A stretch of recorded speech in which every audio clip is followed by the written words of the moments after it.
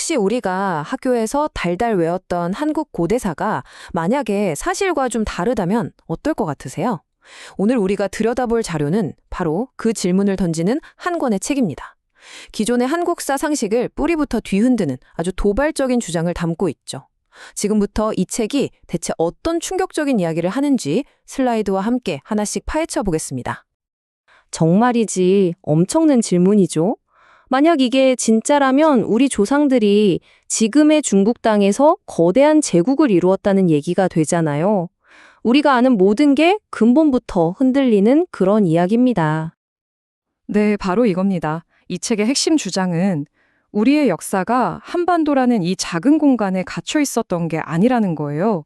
아시아 대륙 전체를 무대로 한 어마어마한 서사였다는 거죠. 정말 대담한 주장인데 저자가 어떤 근거로 이런 주장을 펼치는지 한번 따라가 보시죠. 자, 오늘 우리가 함께 떠나볼 여정입니다. 먼저 이 잃어버린 대륙사라는 게 대체 뭔지 알아볼 거고요.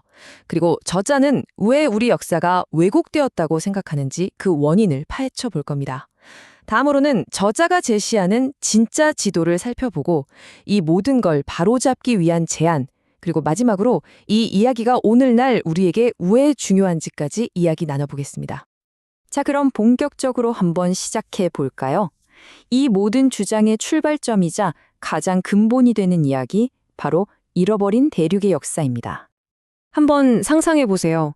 우리가 알던 고조선, 고구려 같은 그 강력했던 고대 국가들의 심장부가 사실은 중국 대륙 한가운데 있었다는 주장입니다. 그럼 우리가 우리 땅이라고 부르는 이 한반도는 사실상 그 역사의 중심이 아니라 변방이었다는 뜻이 되는 거죠. 저자는 우리의 9,000년이 넘는 민족적 정통성, 즉 국통이 바로 그 대륙에서 시작됐고 우리는 그 위대한 역사를 다시 찾아와야 한다고 주장하고 있습니다. 여기서 국통이라는 말이 나오는데 이게 그냥 왕조가 바뀌는 그런 차원의 얘기가 아니에요. 뭐랄까, 우리 민족을 하나로 묶어주는 거대한 정신적 핏줄 같은 개념이랄까요? 기원전 7,000년 전 환국이라는 나라에서 시작해서 지금의 대한민국까지 단 한 번도 끊어지지 않고 이어져 온 정통성의 맥, 그걸 바로 국통이라고 부르는 겁니다.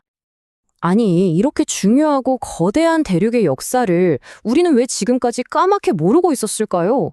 저자는 그게 절대 우연이 아니라고 말합니다. 자, 이제부터 역사 왜곡이라는 미스터리를 한번 파헤쳐 보겠습니다. 이건 그냥 세월이 흘러서 잊힌 이야기가 아니라는 겁니다. 저자의 주장에 따르면 이건 아주 의도적으로 그리고 굉장히 체계적으로 지워진 역사라는 거죠. 수백 년에 걸쳐서 강력한 세력들이 진실을 일부러 숨겨왔다는 이야기입니다. 저자는 두 명의 주범을 지목하는데요. 첫 번째는 사대사관, 그러니까 강대국인 중국 눈치를 보느라 우리 스스로가 우리의 위대한 대륙 역사를 축소하고 깎아내렸다는 내부의 문제고요. 그리고 두 번째는 식민사관. 이건 일제강점기 일본이 우리 민족의 자부심을 꺾으려고 우리 역사를 무려 7,000년이나 잘라내고 한반도라는 좁은 틀에 가둬버렸다는 외부의 공격이었다는 겁니다. 이게 하루아침에 일어난 일이 아니었다는 거죠. 아주 길고 점진적인 과정이었어요.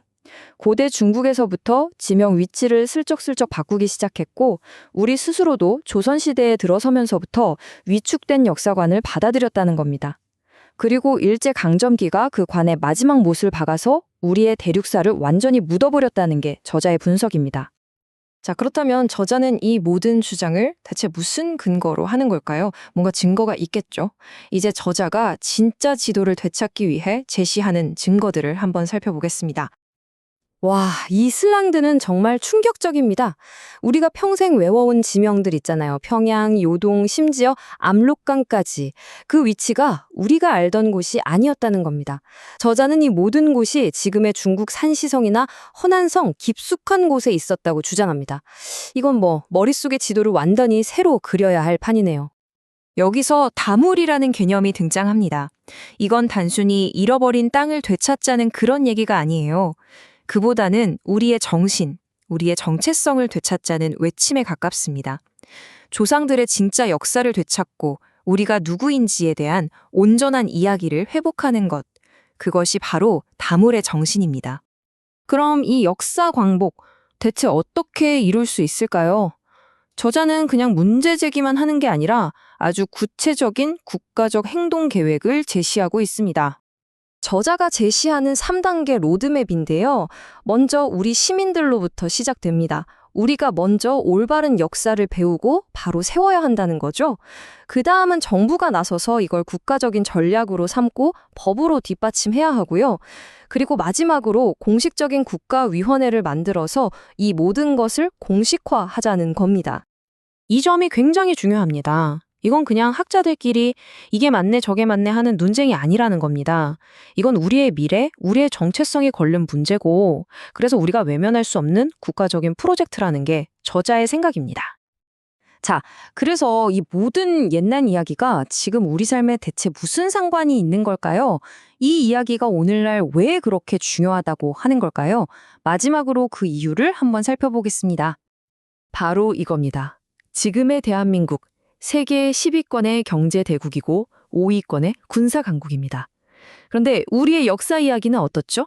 여전히 작고 위축되어 있잖아요. 저자는 우리의 이 엄청난 국력에 걸맞은 위대한 역사 서사가 필요하다고 주장하는 겁니다. 왜 지금 이 역사 광복이 필요할까요?